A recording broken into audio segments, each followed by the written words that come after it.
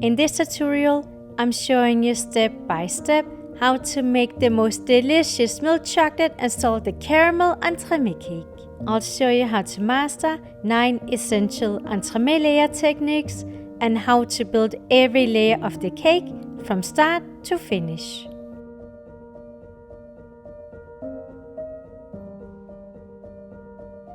My name is Louise Lindberg and I'm a self-taught cake artist and recipe developer. In this video, I'm showing you how to create the most amazing milk chocolate and salted caramel cake.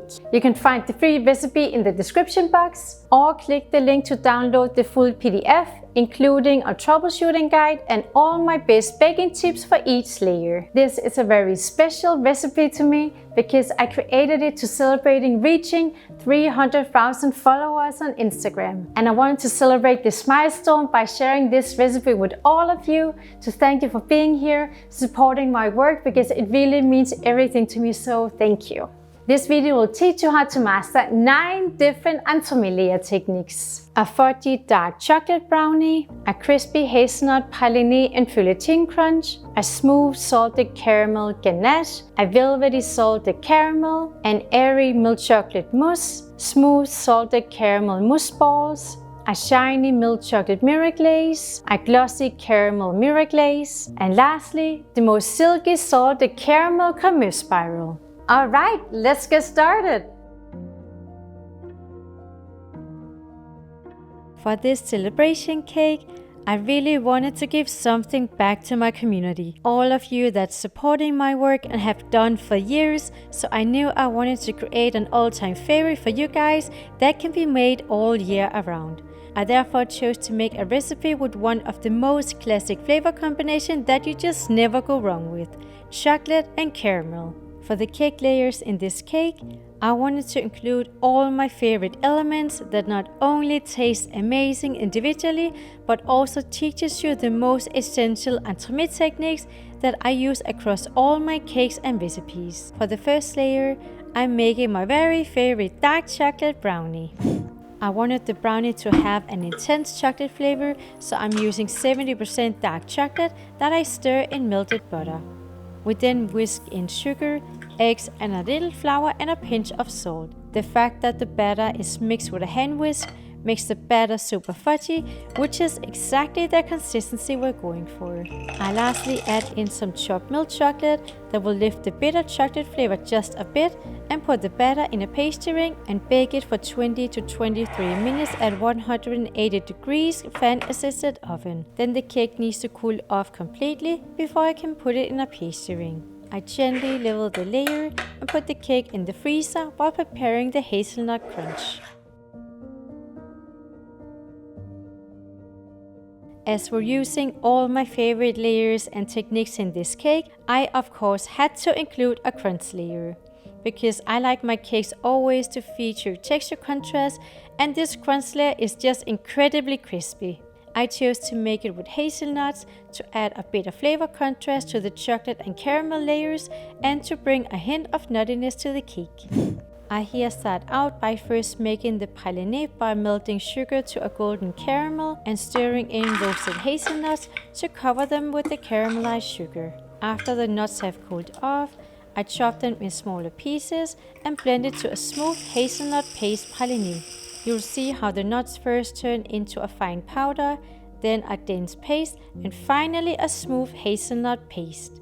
The next step is to melt milk chocolate and white chocolate. I here chose to make a combination of these two, as I didn't want the crunch to have a too sweet flavor with only using white chocolate, and at the same time I didn't want the crunch to taste too much like Nutella with milk chocolate, which is why I chose to combine them.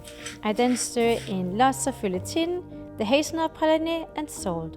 I spread the crunch on top of the set brownie, level the layer, and put the cake back in the freezer where it needs to set before we can add the salted caramel ganache.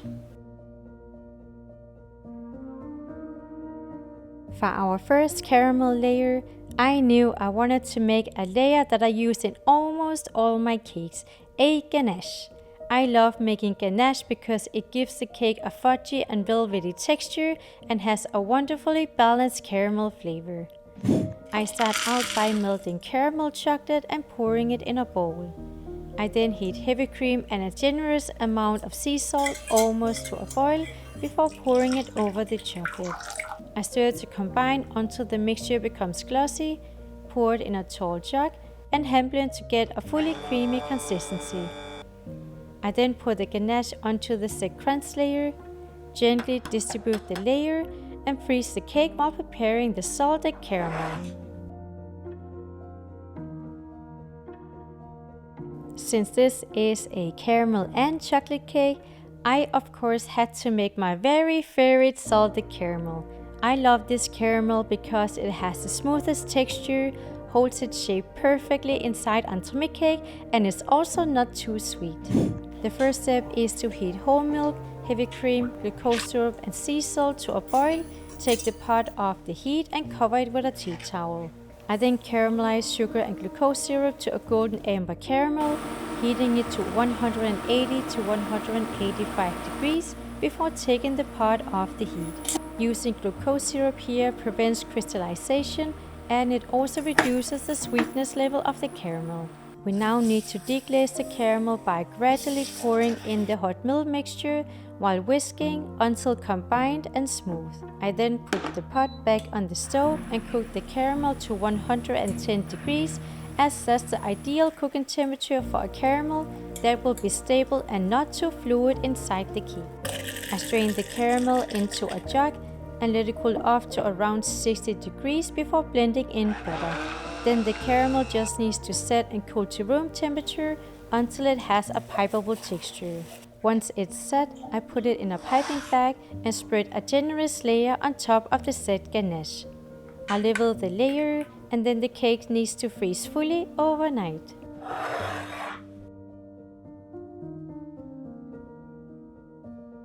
To wrap in all the cake layers, I knew I wanted to make my favorite milk chocolate mousse, because this mousse has the most airy and light texture, and yet is perfectly stable inside an entremet cake. A mousse is also an essential entremet technique, and it perfectly complements the other fudgy, crispy and smooth cake layers inside. I here first melt milk chocolate and pour it in a bowl.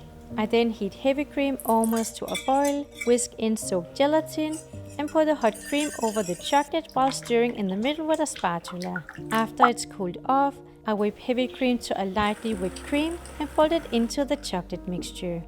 I line a silicone mold with a tall piece of acetate sheet to extend the height of the mold and pour the mousse in the mold. I let the mousse set a bit because the frozen cake otherwise will sink to the bottom due to the liquid consistency of the mousse. Once it's more set, I put in the frozen cake with the salted caramel facing downwards. I clean the bottom of the cake with a palette knife, and then it needs to freeze fully overnight.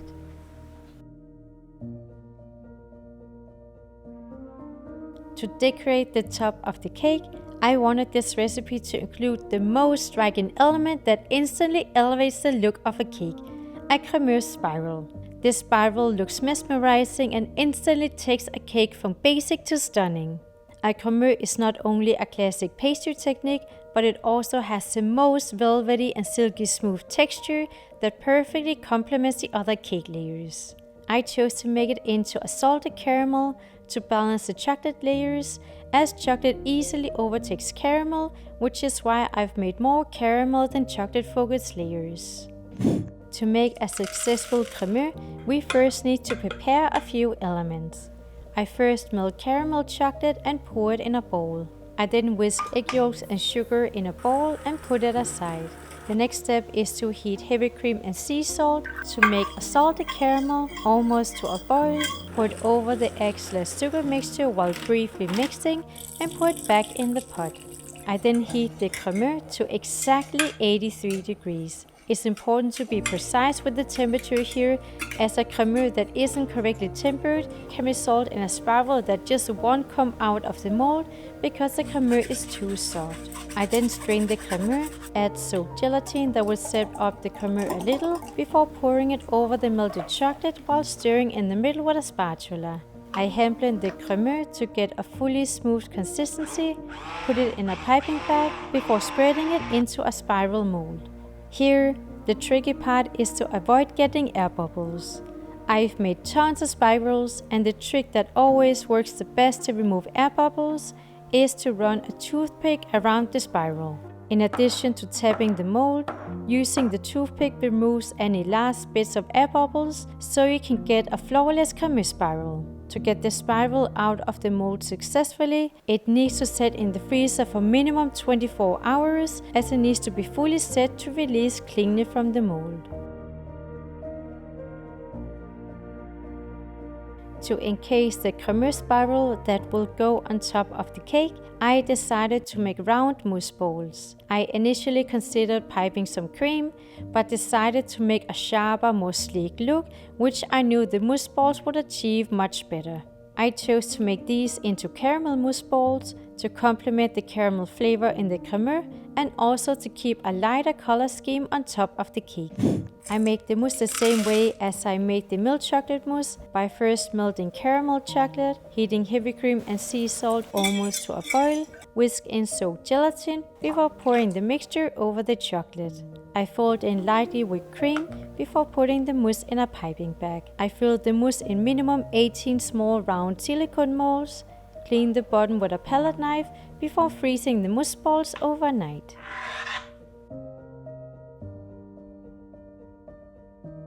With the lighter beige color of the Crémeux spiral representing the caramel flavors inside the cake, I wanted to cover the cake in a chocolate mirror glaze to represent the chocolate flavors. I'm using glaze on almost all my cakes, so I'm here making my go-to milk chocolate mirror glaze that gives the most beautiful shiny surface.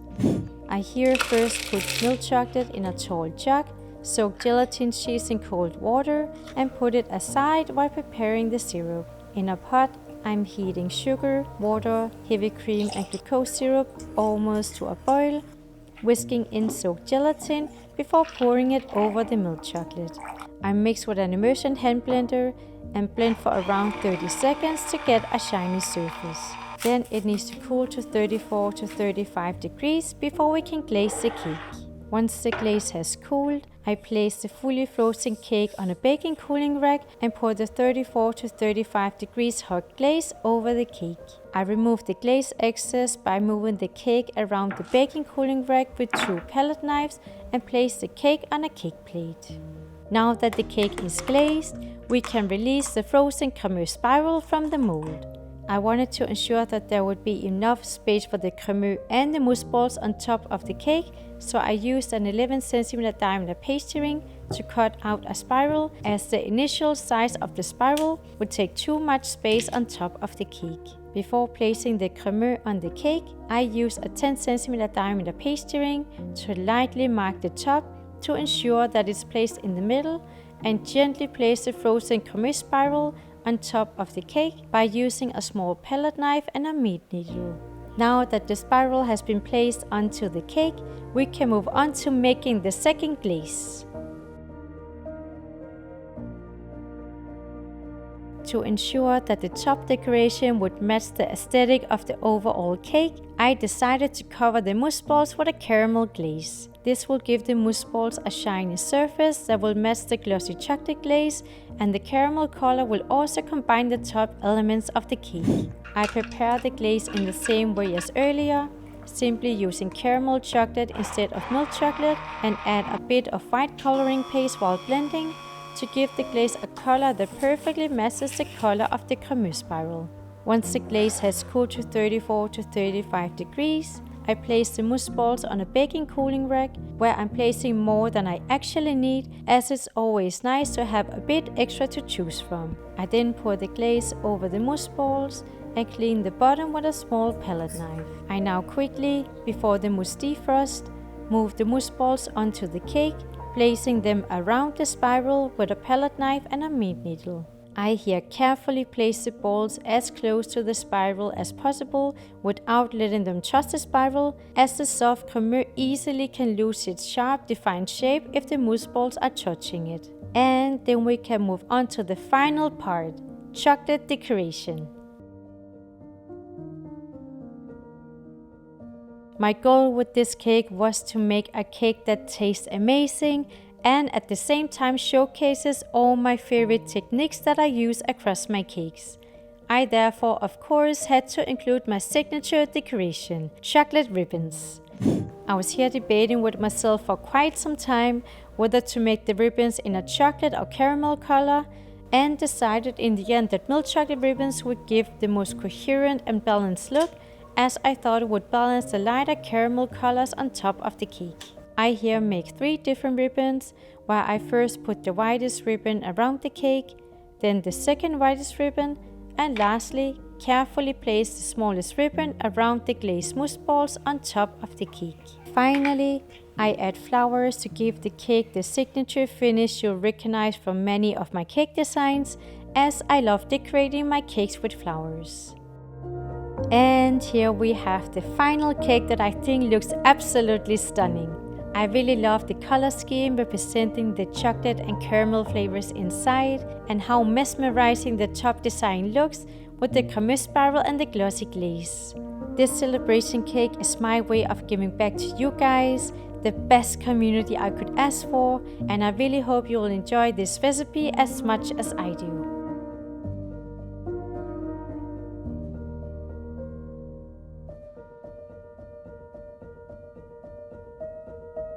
One of my favorite chocolate pairings is chocolate and caramel. We have a fudgy base, crispy hazelnut crunch, fudgy ganache, smooth caramel, airy mousse, and a super velvety Crémeux spiral, which is also one of my favorite techniques because it just looks very nice, sleek, and sharp on top of a cake. I think it's safe to say that whoever you serve this cake to, they are gonna love it because this is just a classic, and I really hope you will enjoy this recipe as much as I do. I hope you get the chance to make this amazing chocolate caramel cake at home. And if you like my videos, make sure to subscribe. You can also check out my Entremet cake playlist here. See you in the next video.